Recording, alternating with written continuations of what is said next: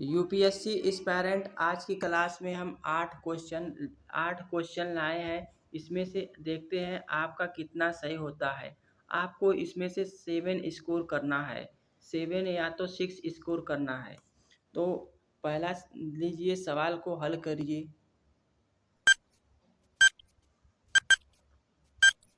तो सवाल है,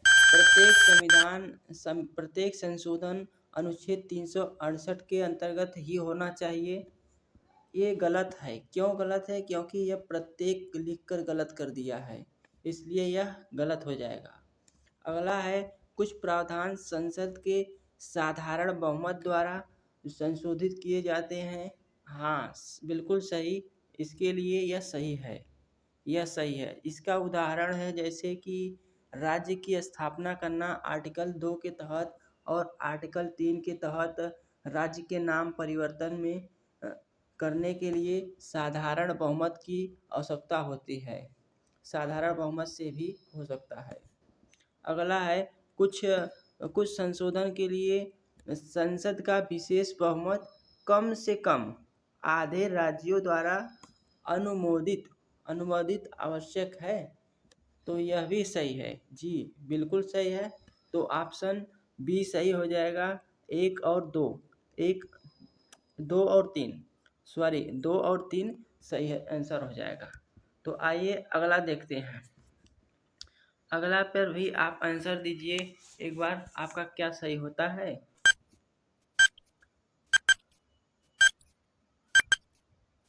तो आइए देखते हैं, कौन सी भारतीय संविधान की एकात्मक या गैर संघीय विशेषता है। तो भारतीय संविधान की एकात्मक गैर संघीय विशेषता है। तो इसके लिए एकल नागरिकता है। बिल्कुल सही, एकल नागरिकता है।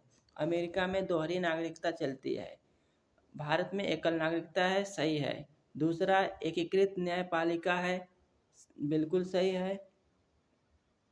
और तीसरा, केंद्र द्वारा राज्यपाल की नियुक्ति भी सही है, एकात्मक है। और अखिल भारतीय सेवाएं भी एकात्मक है।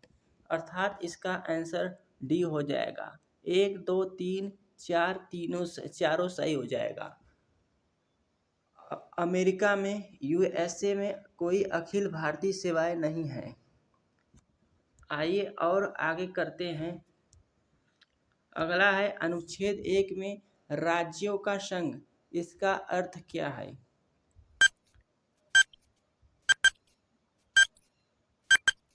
तो अनुच्छेद 1 में राज्यों का संघ, इसका अर्थ है, इसका मतलब होता है कि भारत राज्यों के बीच एक किसी समझौते का परिणाम नहीं है।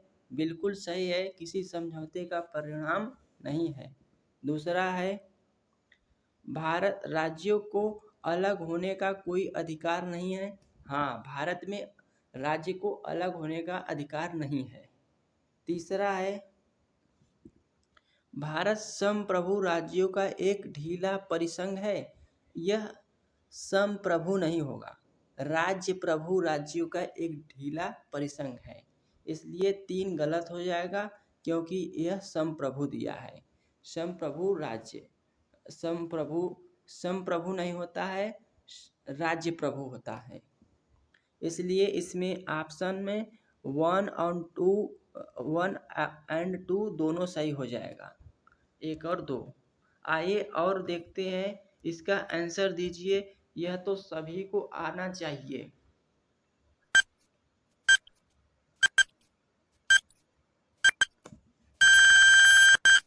B.R. अम्बेडकर ने डीपीएसपी राज्य के नीति निर्देशक तत्व को क्या कहा था। तो क्या कहा था? तो एम लक्ष्मीकांत के अनुसार संविधान की एक नवीन विशेषता B.R. अम्बेडकर ने कहा। भीमराव अम्बेडकर ने कहा कि संविधान की एक नवीन विशेषता है डीपीएसपी। डीपीएसपी कहाँ से लिया गया है? तो आयरलैंड से लिया गया है। आयरलैंड के अनुच्छेद 45 से लिया गया है। अगला क्वेश्चन देखते हैं। इस कथन में विचार करना है कि डीपीएसपी राज्य के नीति निर्देशक तत्व पर विचार कीजिए। तो कौन सा सही होगा?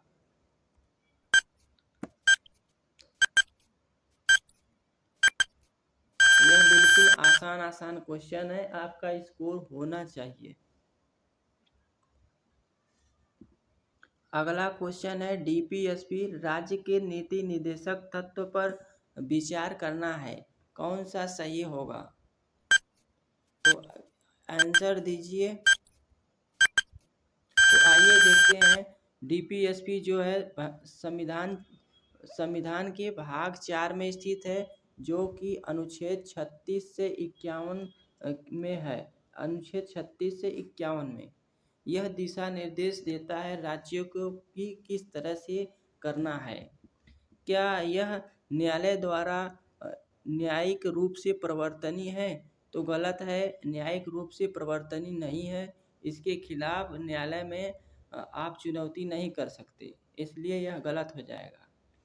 तो अगला है, इसका उद्देश्य, डीपीएसपी का उद्देश्य सामाजिक आर्थिक लोकतंत्र की स्थापना करना। तो बिल्कुल यह सही हो जाएगा। इसके बाद समाजवादी, गांधीवादी और उदार बौद्धिक सिद्धांतों के रूप में वर्गीकृत किया जा सकता है। तो यह भी सही है, यह भी सही है। अर्थात ऑप्शन 1, 3, 4 सही हो जाएगा। 1, 3, 4 सही हो जाएगा। आइए अगला देखते हैं, मौलिक कर्तव्य के बारे में कौन सा कथन सही है? तो इसमें बताना है आपको सही नहीं है, कौन सा कथन सही नहीं है।